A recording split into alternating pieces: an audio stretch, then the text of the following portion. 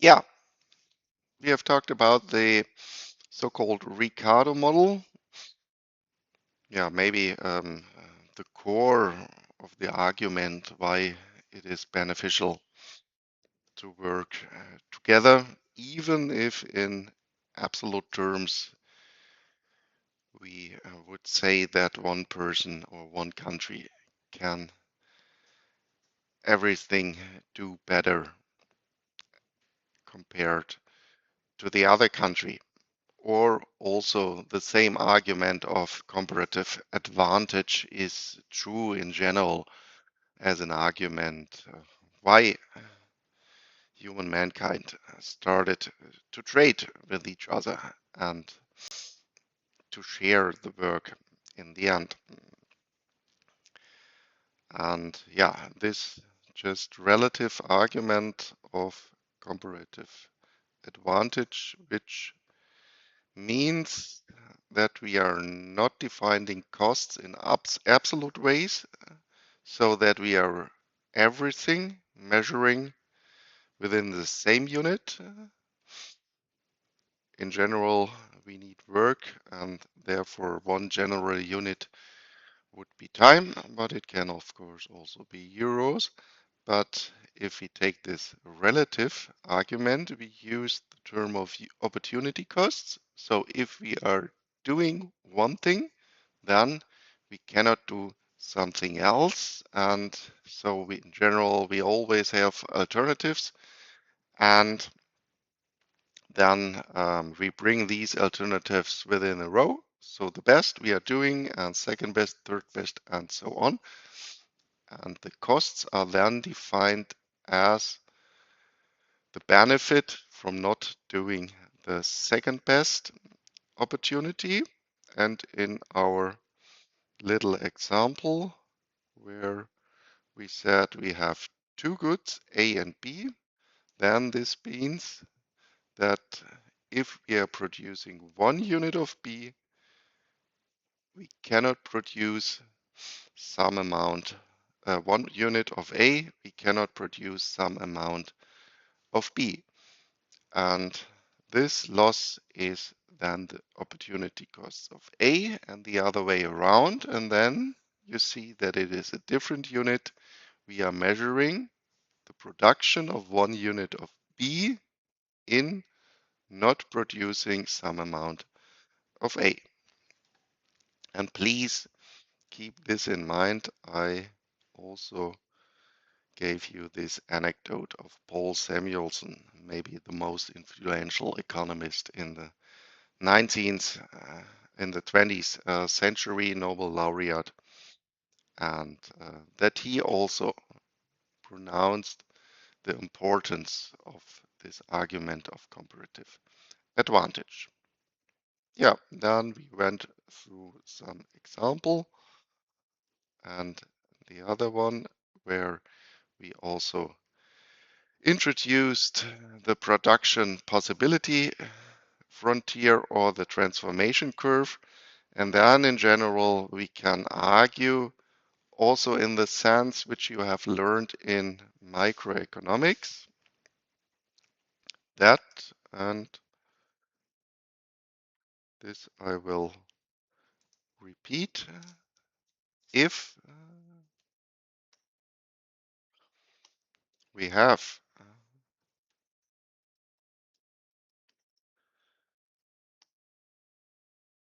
two, let's say here 5, and the other production is, let's say, no, this has to be a little bit flatter, 10 to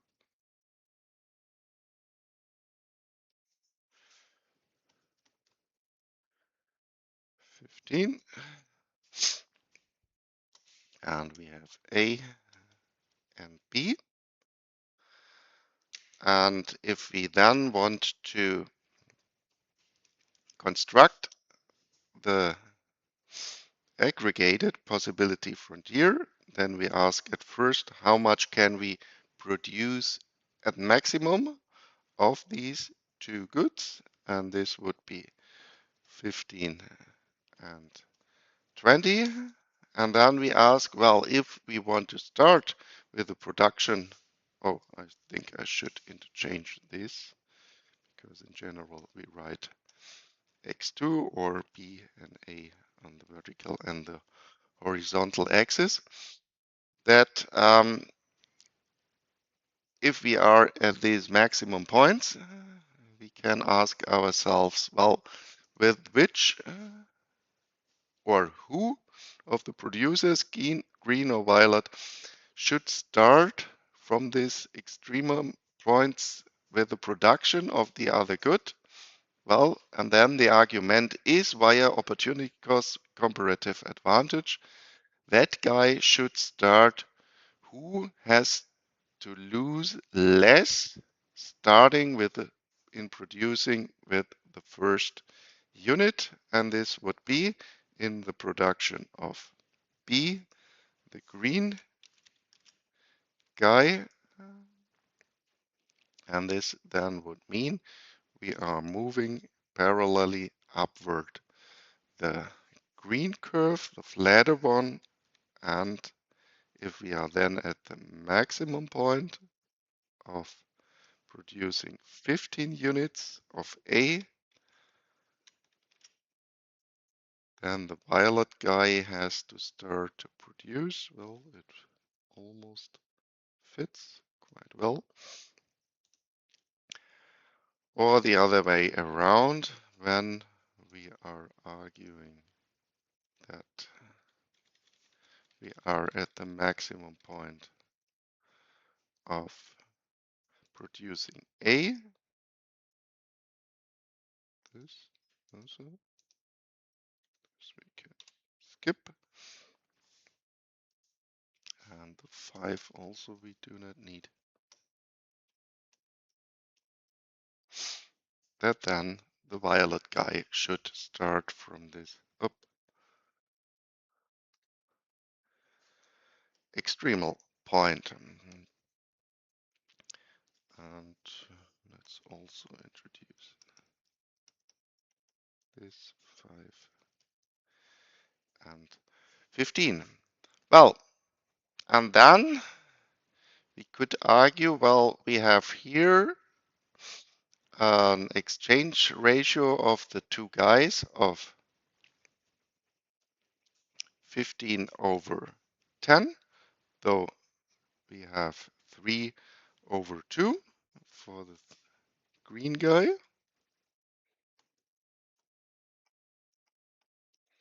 And for the violet guy, we have 1 over 1, 5 over 5. And then if we have an exchange ratio in between these two ratios, then it is beneficial for them to trade. So suppose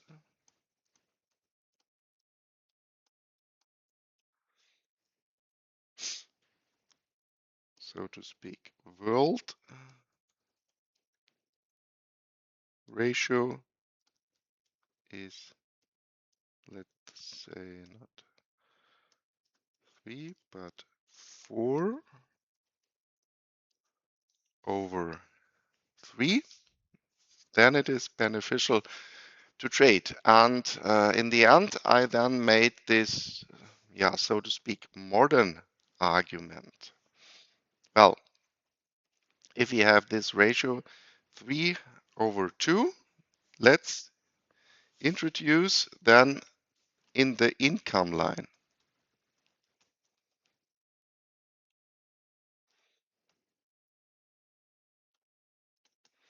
And the income line, total income, let's call this M, would then be equal to P1 or PA times A plus PB times B.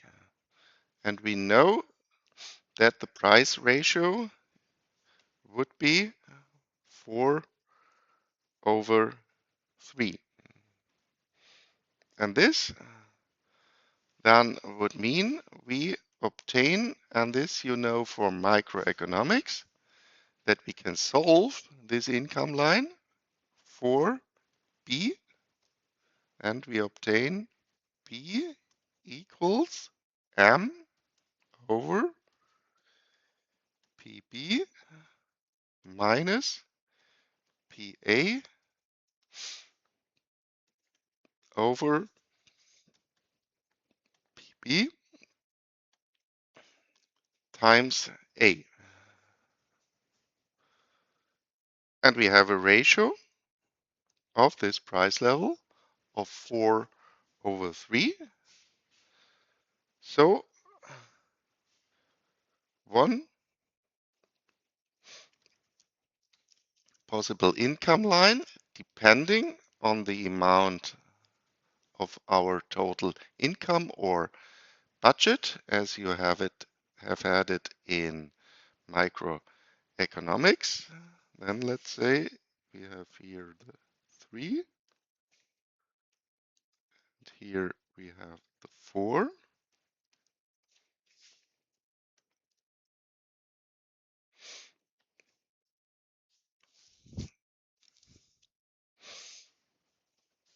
This is a possible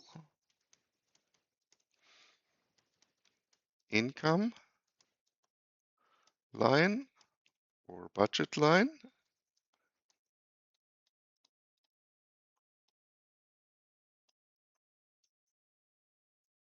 And why is it possible? Well, we can reach it because it is inside the production possibility frontier. So everything, let's take another color, we take red, everything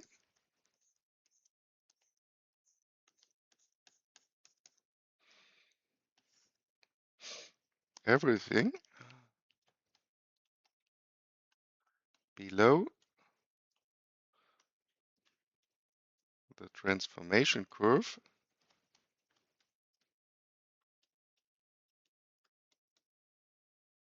is possible to produce. And what we now say is, given this production possibility, we want to maximize over our income. Then, given the production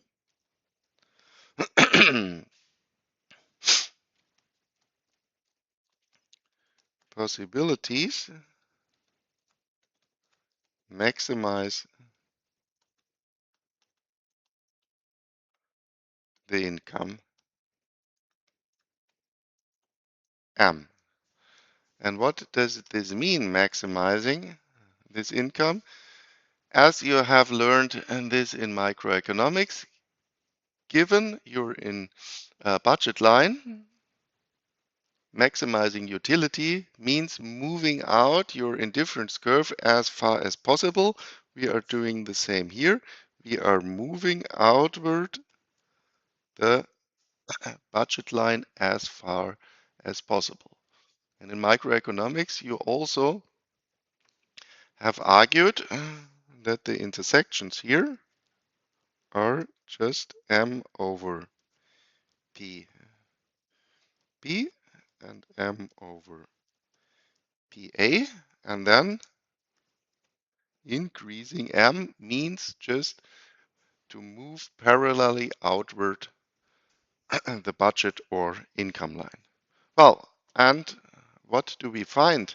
Well, since the slope of this income line is in between the slopes of the two individual transformation curves, we know that then we end up just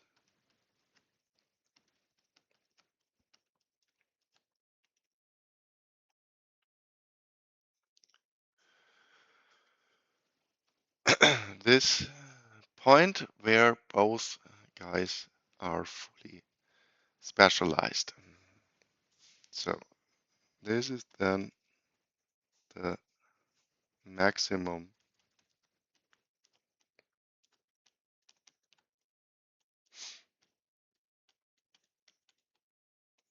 income line.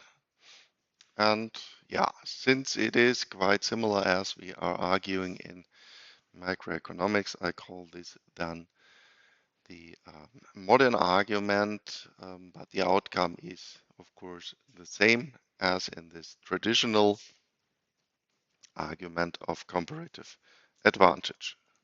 So in optimum,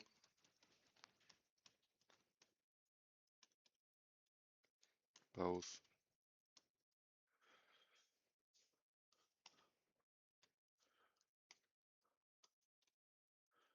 producers are fully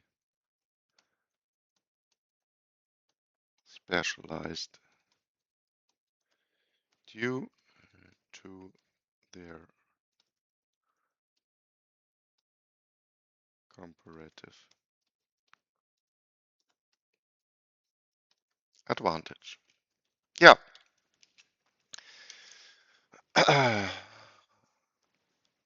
And with this, we will end the argumentation within the Ricardian model. And now we want to go further, because if we go back to the assumptions of the Ricardo model, well, we had one, really strong assumption, and this assumption is that we have labor as the only input factor. Well, in general, we can argue why it is okay to use only one input factor, because we can argue, well, in the end, always we have to work producing something, producing also raw materials or whatever. But in the end, this is, then more or less a philosophical argument that in the end, always we have to work. So in practice, we argue economically that we have more input factors. And because of that, yeah, we want to go more to reality. And therefore, now also we introduce more input factors beside the input factor of labor. And this is then the so-called specific factors model.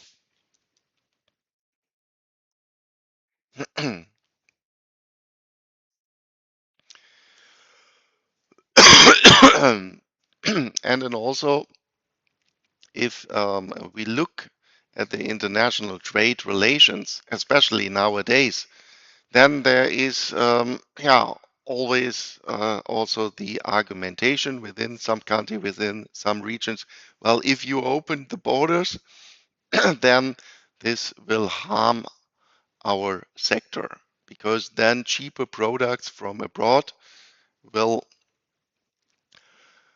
come into our country, and this competition then means that our production sector of the same good will come under pressure, and therefore trade is harmful.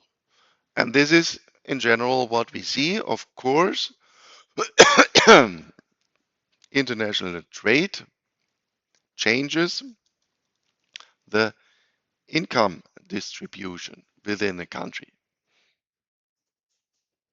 Because, of course, we cannot pass away the argument that if there are coming cheaper products within our country, that then this sector will shrink. Think, for example, about our automotive sector. Well, more or less, we can say for at least 50 years, we built the best automobiles in the world for the last 50 years. But now, since of bad strategies of our production units, of our large automobile companies, we have to admit that somehow, especially from China, there are electric cars which are, so to speak, better because they are relatively cheaper. They can do the same, but we have to pay 10 or 20,000 euros less than for our own cars. And this we see every day, especially here in Lower Saxony. VW just announced that they will lay off 50,000 people. So our automobile sector is under high pressure because we have open borders. And even we started to, not totally, but somehow shut down these borders because we introduced also, like the US American guy, tariffs for the import of Chinese cars into the European market. And therefore is then the argument, well, I understand comparative advantage, but in reality we see it is harmful. Well, and now we want to go through a next model and yeah, to look at this argument and ask ourselves, is this really true?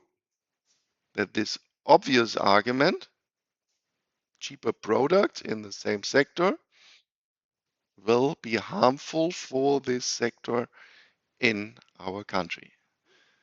But of course, we have also always to look on the overall situation, on the whole country, and then ask ourselves, well, if we can buy cheaper cars which are as good as our own cars, then there is also a benefit from this. Because we, if we look at ourselves as consumers, we have the benefit that we can buy the same car to with a lower price. And then we have to see, well, the one part where international trade is harmful, and the other part, we, the consumers, for us, it is beneficial. Maybe there's an argument that the one benefit is outweighing the loss of the others. And for this, we are going through this specific factors model.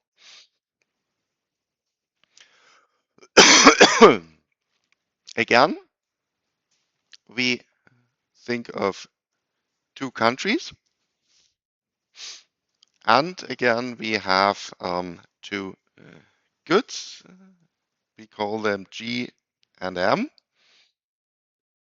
And this should be grain and machinery. And so to speak, in general, from a macroeconomic point of view, we could say we have one sector with agricultural products and one sector with industrial goods, so machinery.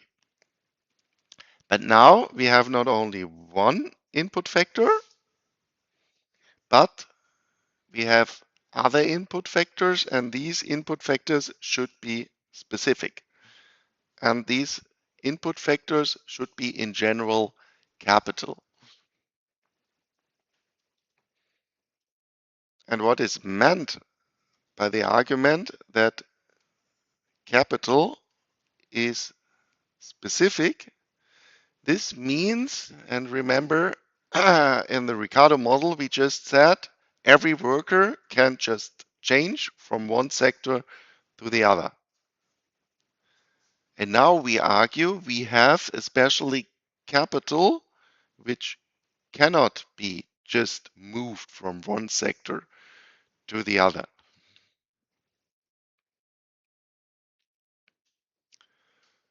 Think of some specific tool within the industrial sector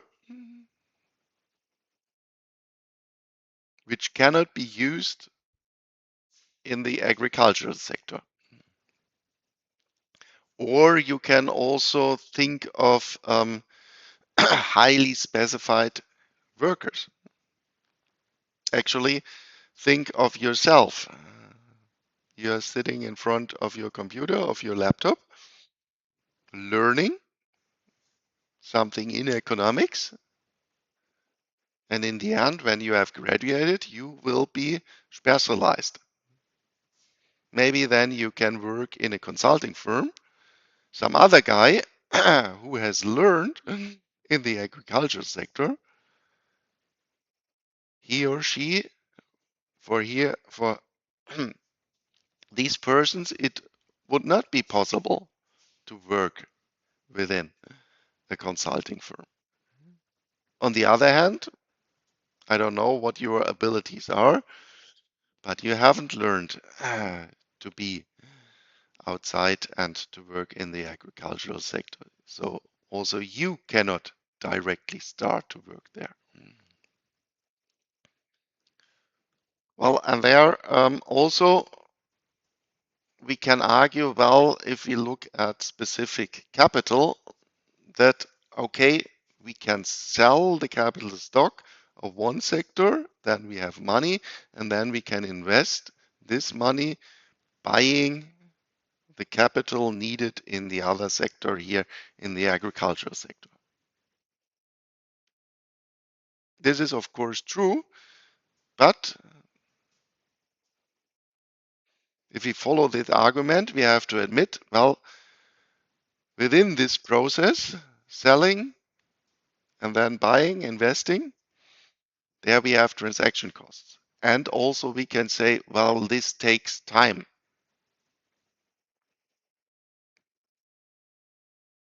Think especially for of a production line within the industrial sector.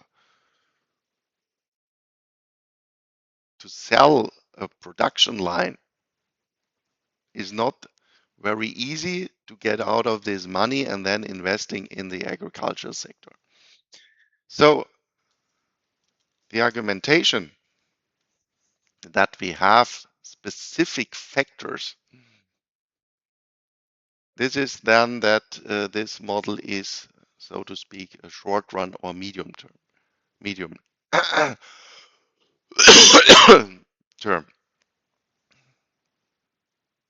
And this you can compare with different costs.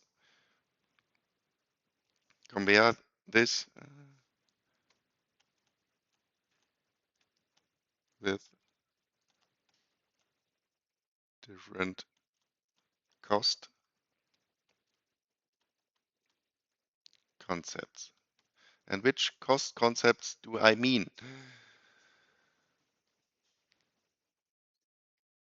In which different costs you are dividing in general overall costs?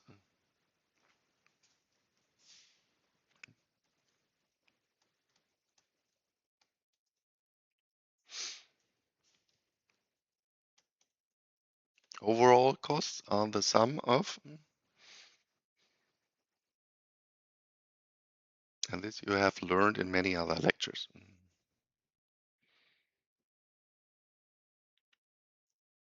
Fixed and variable, of course. So you have fixed costs plus variable costs. And here I made the argument, well, in the long term,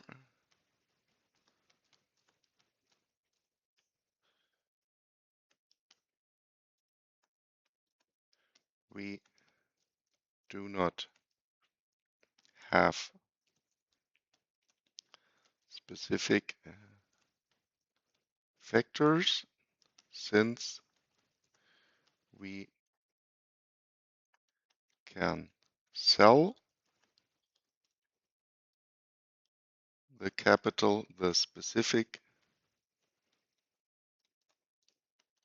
capital of one sector and buy the other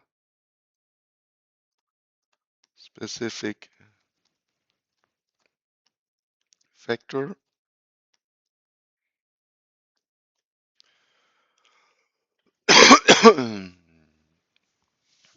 or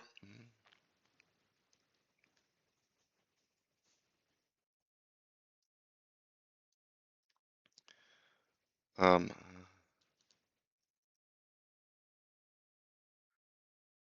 specific skills can be learned by other people over time.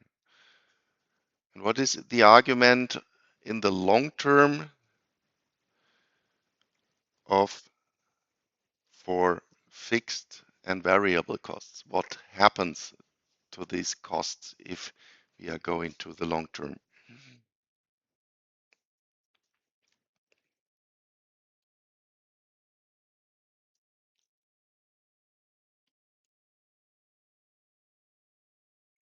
Hmm?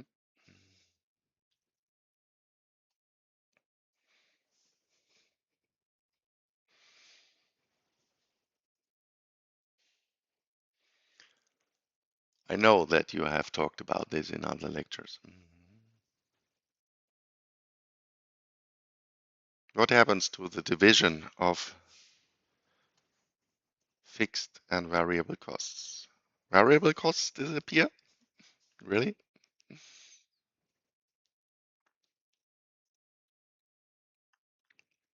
Well, you still have to work.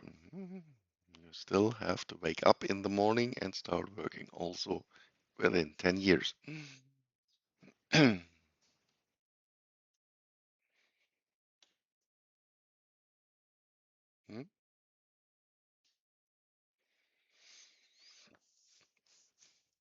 Well, it's the other way around. In the long term, fixed costs disappear. Well, there is this argument. Yours production line. This is, you have this production line always, and you have to pay for it always if you are producing or not. But then in the long run, again, the same as we have it here, is in the long run, although it takes some time, you can sell your company and then investing in something else. And so in the long run, you have only variable costs.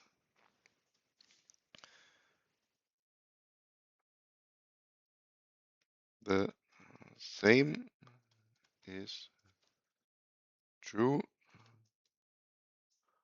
for the argument that fixed costs vanish in the long term.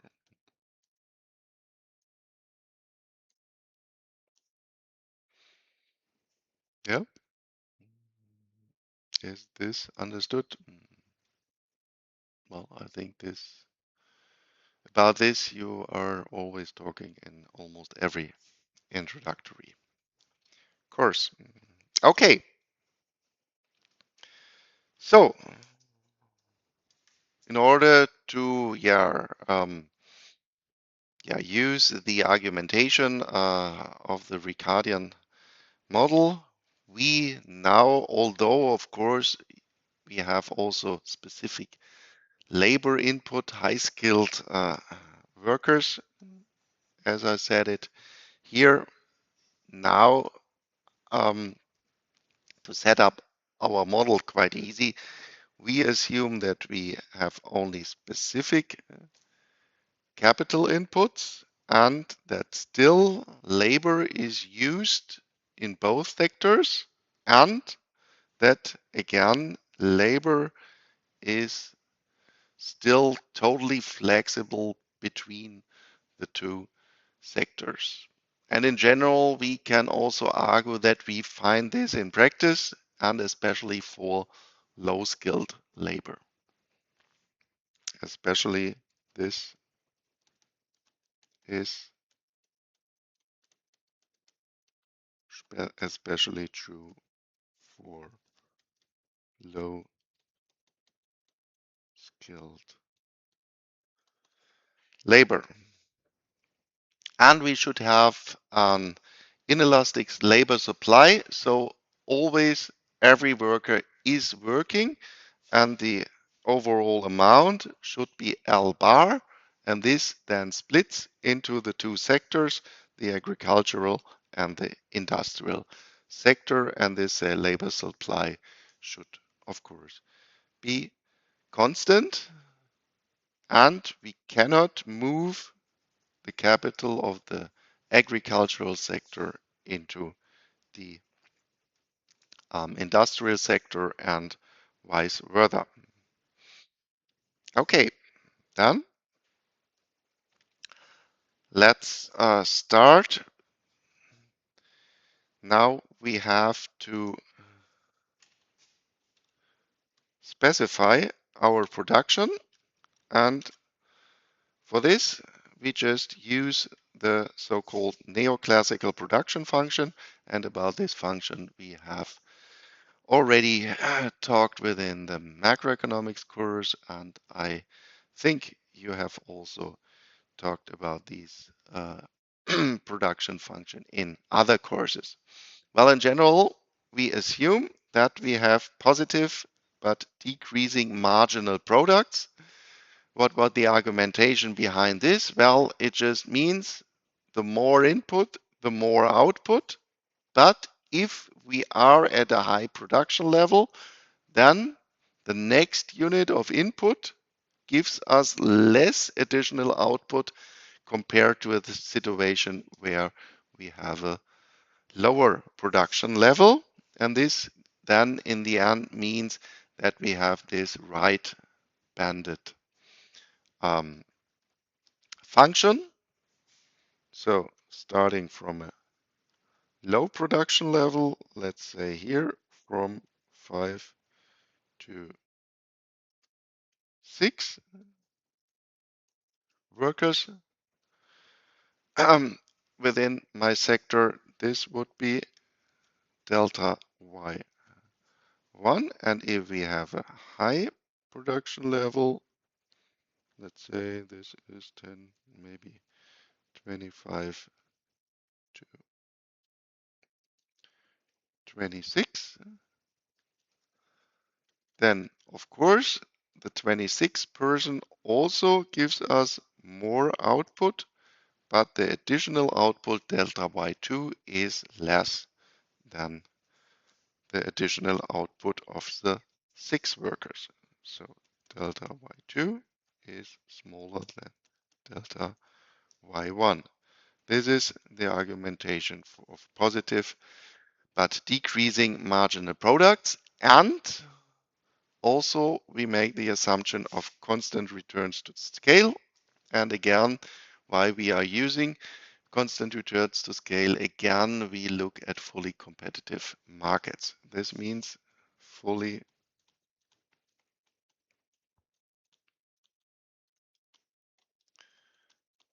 markets. And you know, we had made these argumentations. Zero profits in optimum.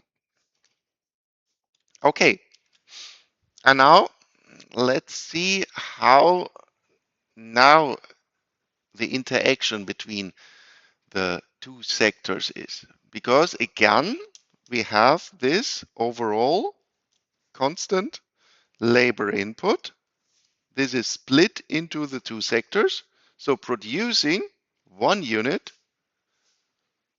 of the industrial good means that we cannot produce some units within the agricultural sector. And given now our neoclassical production function, we want to see how now this dependence is between the two goods. So we want to derive the transformation curve within this model.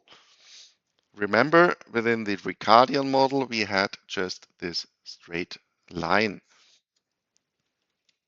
So, and for this, we use a graphical version, and this is a so-called quadruple plot. So let's see. On the upper right, we have what we have used in the Ricardian model. This is just then the dependence, the direct dependence between the two goods. On the vertical line, we have the agricultural sector, and on the horizontal line, we have the industrial part. And then downward from the origin, we have the labor input of the industrial sector. So then in this quadrant here, we need the production function. We need to show the production function of the industrial sector. So production, and you think about how it looks like when we are assuming a neoclassical production function. So production function of the industrial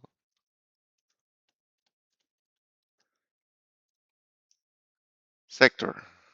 If we go to the upper left, then to the left we have the labor input of the agricultural sector.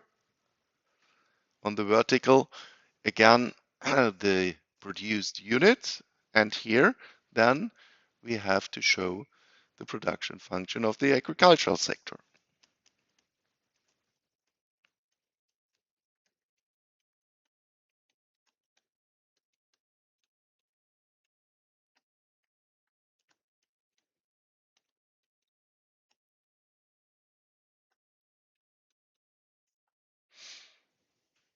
So, can anybody describe me how I should draw these functions?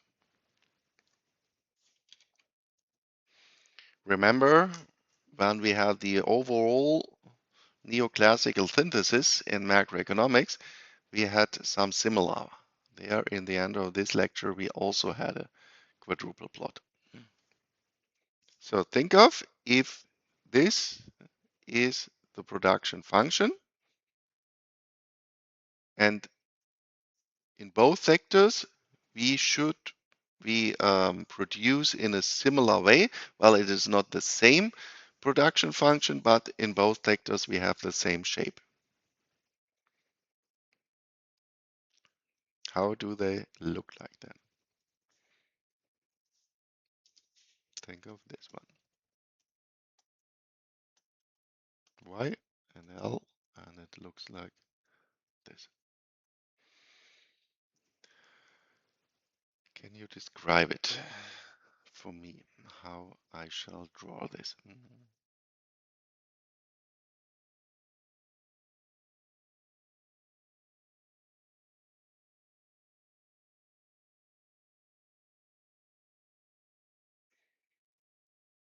Well, down to the right, it is the same argument we had similar to the quadruple plot in macroeconomics. Because what we are doing, well, we are showing to the right the produced good and downward the labor input. And this means that we just turn by 90 degrees this diagram. So if this diagram is turned to the right by 90 degrees, then the production function will look like this.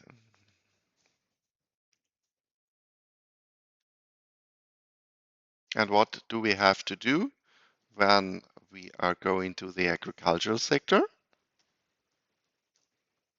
Well, this is still the same. How much we are producing goes up, but now to the left, we show the labor input, and this means we are just mirroring this function. Yeah.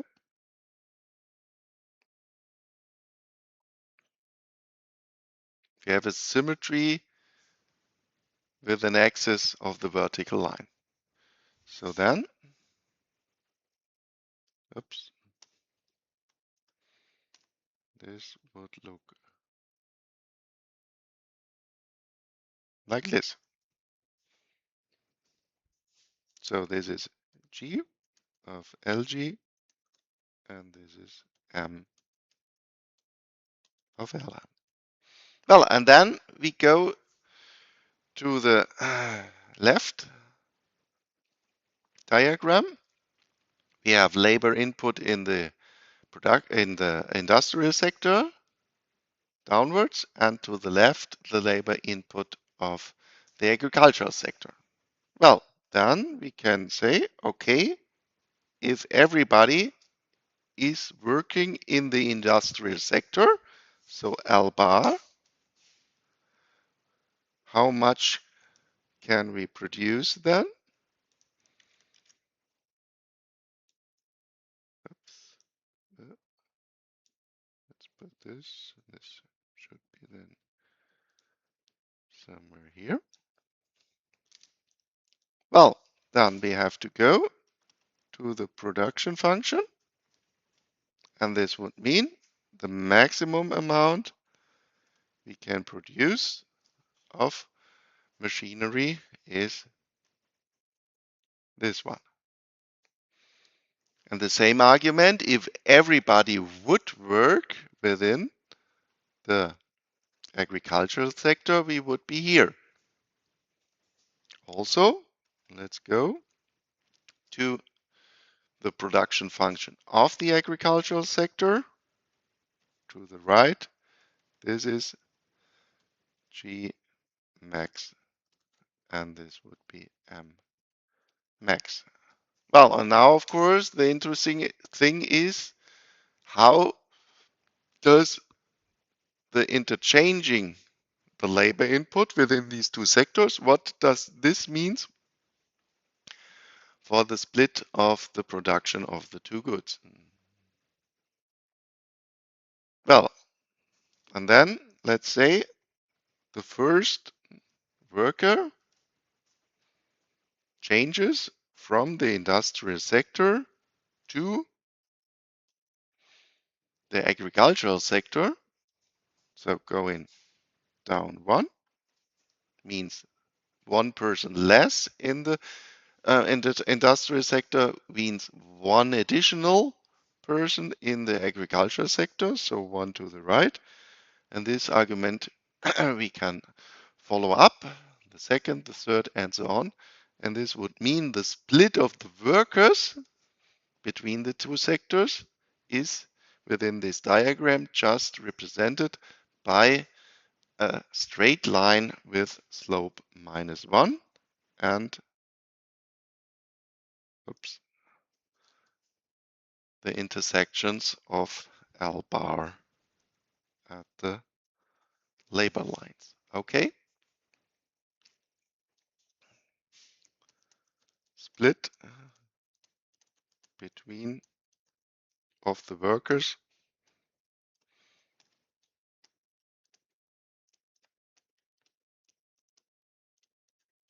between the two sectors is represented by a straight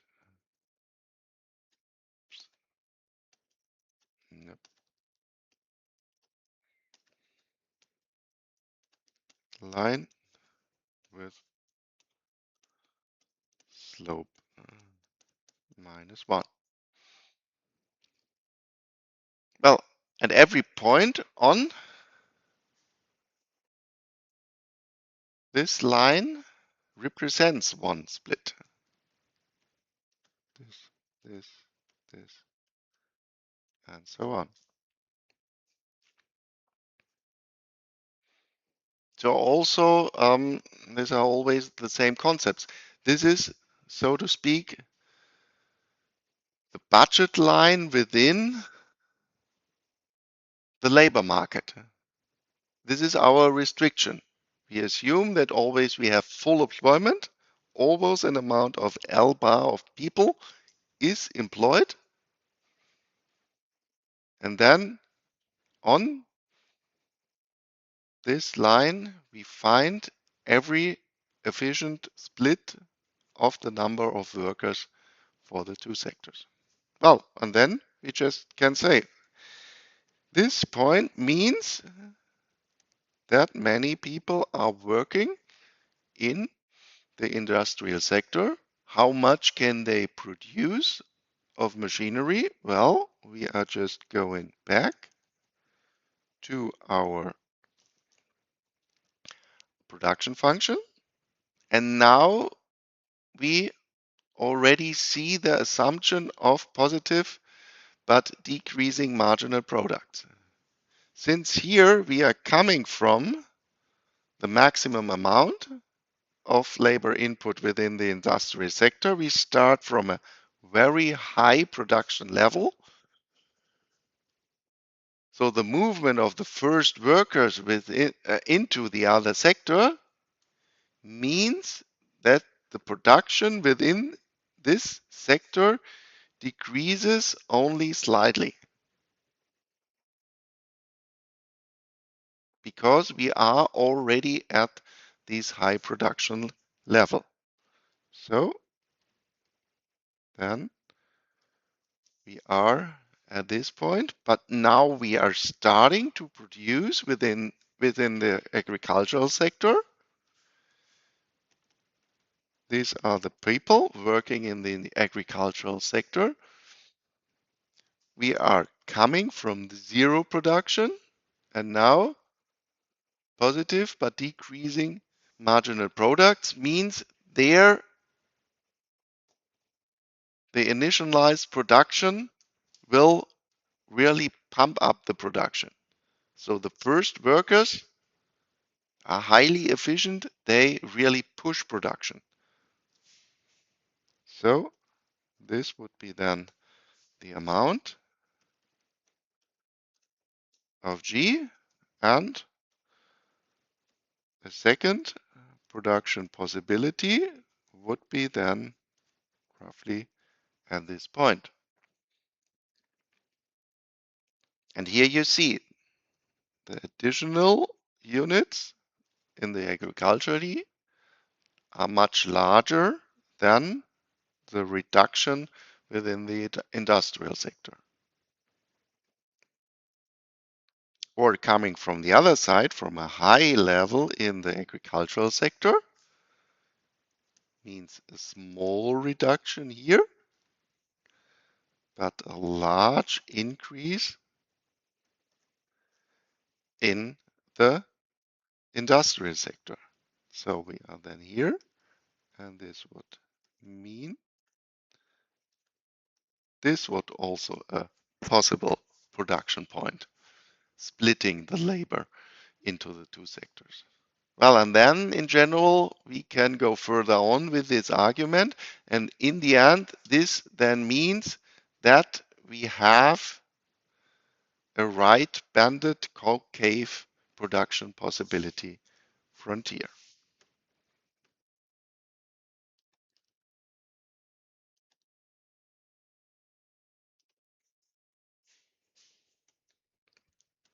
This is then the transformation curve. And there you can see, well, we have different slopes. We are starting with a very flat curve, and then the slope is increasing. And this means then we have different exchange ratios when we are at different production possibilities. And this we will use later on. Okay, so we have derived the transformation curve, which is now not a linear line as in the Ricardian model. Now it is this concave transformation curve. But let's go back to the Ricardo model. Here we had only this two goods market, and we have only two producers. But within this model, we also can say, well, let's introduce a violet, a green one. Let's introduce a third one, a red producer and a blue producer, also with different slopes, and then aggregating all producers would always mean we are starting with the flattest one, then the second most flattest we will add, then the third, and so on. So if we have more than two producers within the Ricardo model, the aggregated curve would look like this.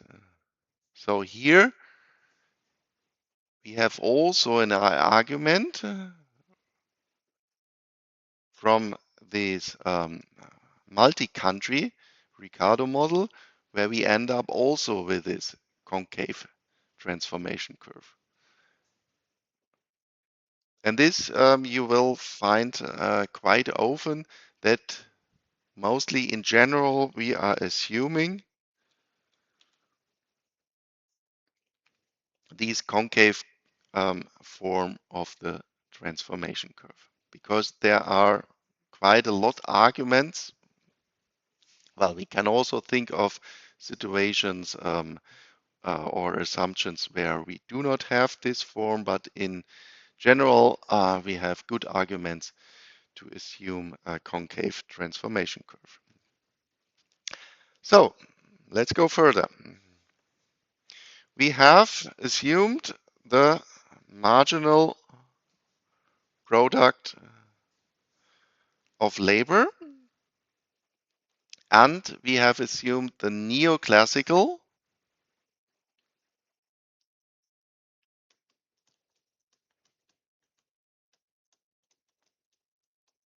production curve.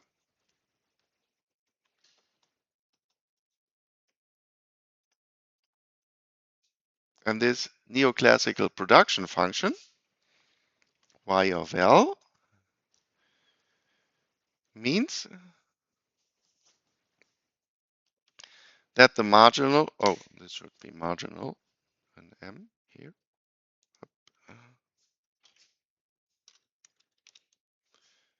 And this, of course, too.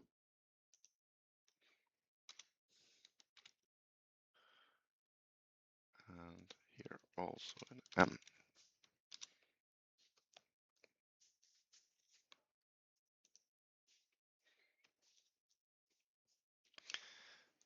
That we have that the first derivative is the marginal product of labor. This we have assumed is larger than zero, and then positive but decreasing marginal products means the second derivative is smaller than zero, but the second derivative is the first derivative of the first derivative. So from these assumptions, we obtain that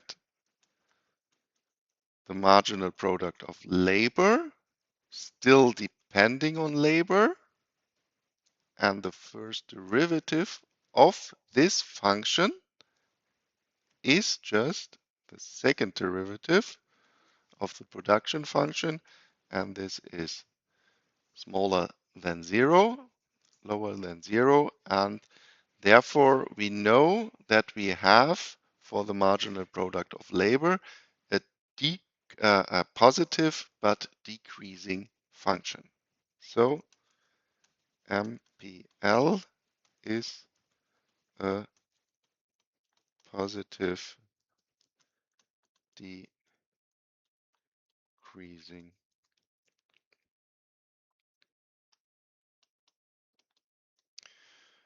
function. Well, and then we can derive a dependence between the marginal product of labor in the different sectors and the exchange ratio of the two goods. And this can just be shown in the following way.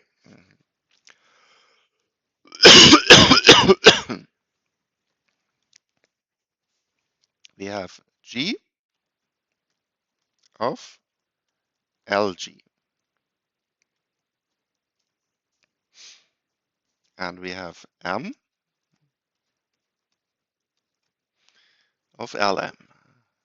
But we have also that the sum of both labor inputs has to be constant. So L bar is LG plus LM. And now we can ask ourselves how changes the production if we are changing the labor input.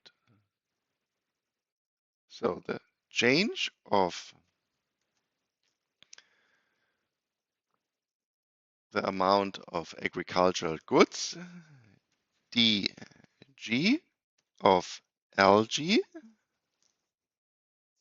is of course the first derivative of the production function within this sector. So this is marginal product of labor in the agricultural sector times the change of labor input. So times DLG. And the same is true for the industrial sector. Equals the marginal product of LM times DLM. And now we are using this budget restriction here. What does this mean? If we are changing the labor input in one sector, decreasing the labor input in one sector means increasing the labor input in the other sector. So dL bar, but L bar should be constant. Here, this is assumption. And the change of a constant is just 0. The first derivative of a constant is 0. So we have 0 equals the sum of the change in the two sectors, LG plus DLM. But this then means that we can insert for this also minus the change of the other sector. This just means two people moving from one sector to the other means a decrease of 2 in one sector and an increase of 2 in the other sector. So this is equal to MPLM times minus DLG.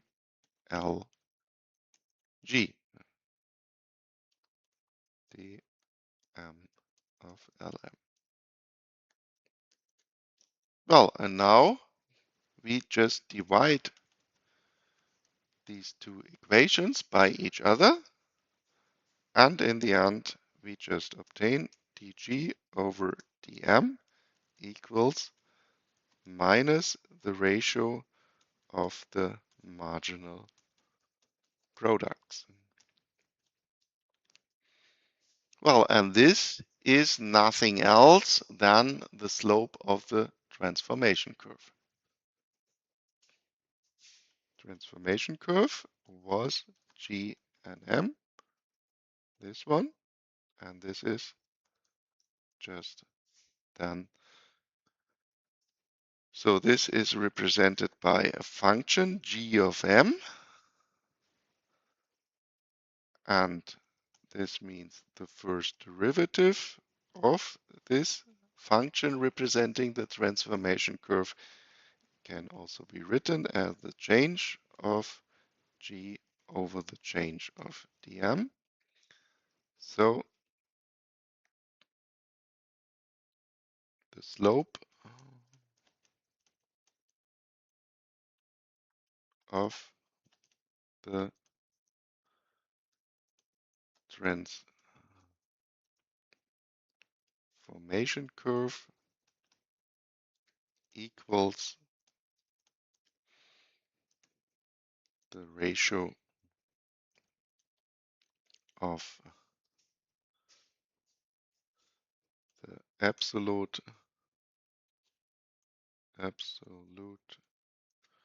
value of equals the ratio of the absolute value of the marginal products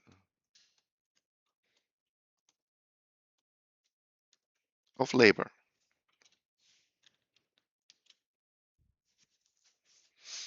Well, and now some time is left. We want to see if we are using our assumptions that we have fully competitive markets and this neoclassical production function, how in equilibrium then the labor input is splitted into the two sectors. And for this, we again assume, of course, our profit maximization. What means profit maximization?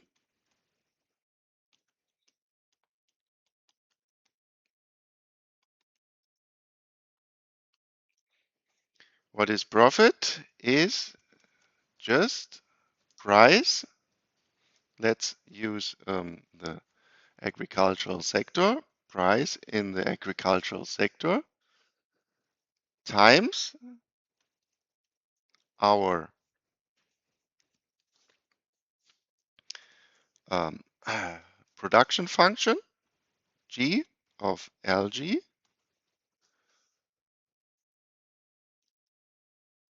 and what do I have to subtract? So this is revenue.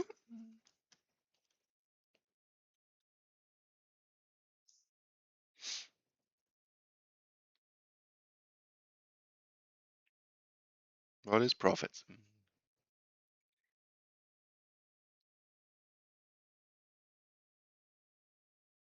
Minus wage costs. Yes, so minus the wage in the agricultural sector times the labor input. Well, and now also we have the specific.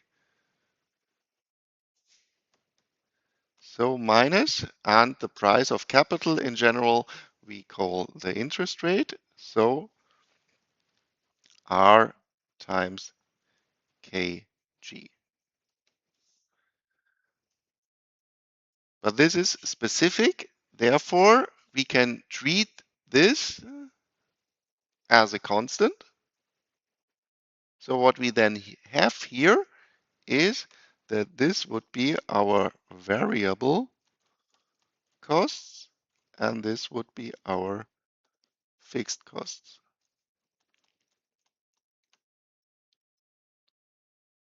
And if we want to maximize this, what we have then to do technically,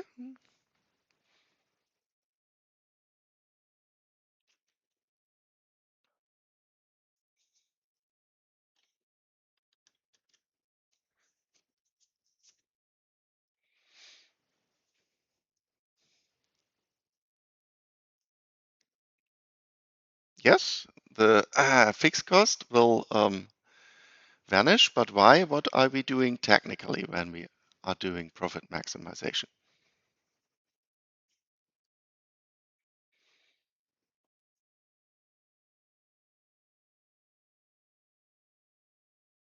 Oh, no, not we are not going into the long run. So now we do not have a qualitative argument. I want just to know what I have to do qualitatively when we are maximizing something. Uh, Technically, sorry.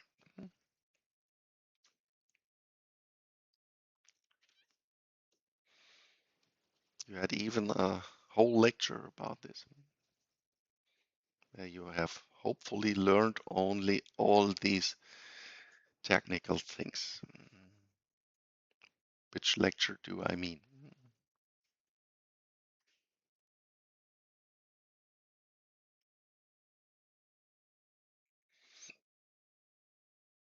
Hmm? Oh, it's mathematics. We have a target function, profits, and if we want to maximize some function, what are we doing then?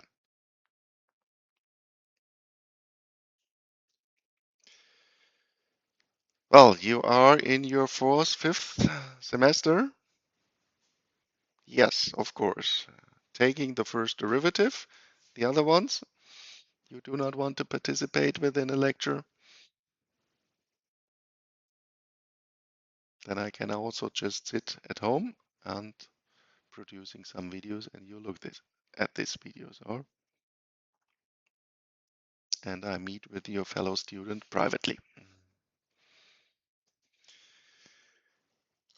given some private lectures. So taking the first derivative means pi prime of LG setting to 0, fully competitive market, so prices are treated as constants. We cannot do anything about the price, so we obtain price within the agricultural sector times the first derivative of our production function, so marginal product of labor, G prime of LG. This is a constant. The first derivative of a constant just vanish, and the derivative of the wage times labor. Again, we cannot do anything about the prices of the wage level as a single firm, so minus wage in the agricultural sector. This has to be 0, and so we obtain the price times marginal product of labor equals the wage rate in this sector. This we have had also in the Ricardian model. Remember there, due to the linearity of our production function, we didn't have to take the derivative because labor directly has cancelled out. But in general, of course, we have to take the derivative. So the value of the marginal product equals of labor equals the wage rate. Well, and then we have already argued that we have a falling positive function and then starting just multiplying with a constant means it looks again in the same way as before. So this would be then the PG times, okay, here again my G, this should be an M. Sorry for this.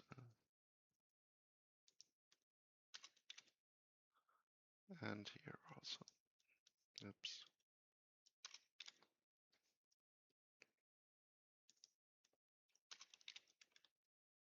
Yep.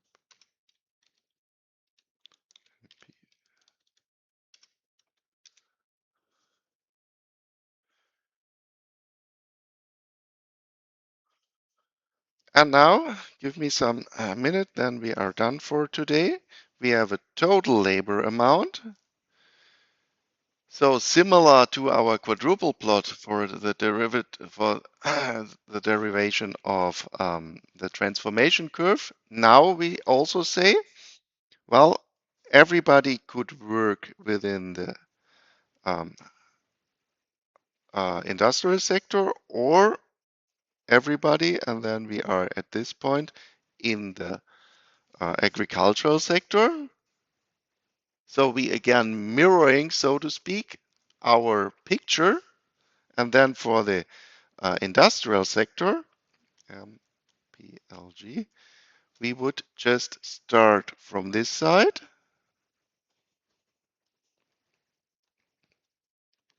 MPLM times PM. Well, and then the intersection of both would be just our equilibrium, because why? Well, in equilibrium,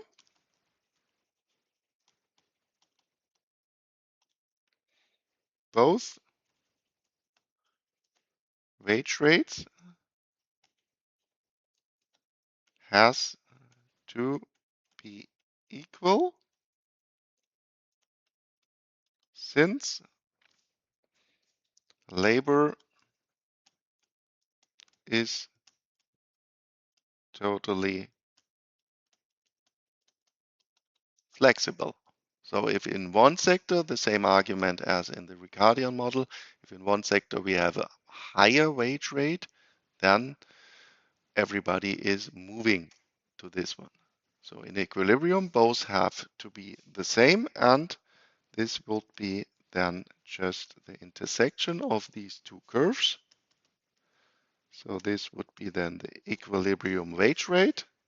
This would be the amount of people working in the agricultural sector, and L bar minus LG is the equilibrium labor level in the industrial sector.